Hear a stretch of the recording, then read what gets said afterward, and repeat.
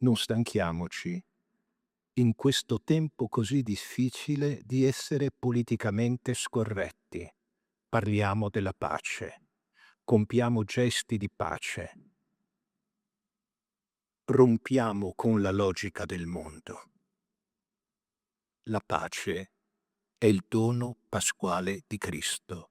Messa crismale del Giovedì Santo nella Basilica Cattedrale di San Marco a Venezia, presieduta dal Patriarca di Venezia, Monsignor Francesco Moraglia, con tutto il presbiterio e i diaconi.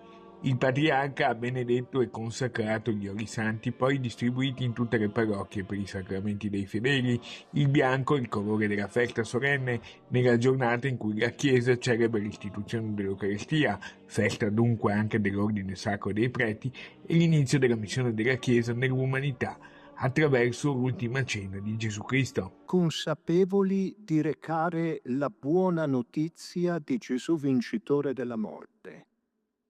Oggi ad un mondo segnato da tanti fronti di morte, quante sono le guerre che si stanno combattendo e accendendo progressivamente sulla pelle degli ultimi e dei poveri.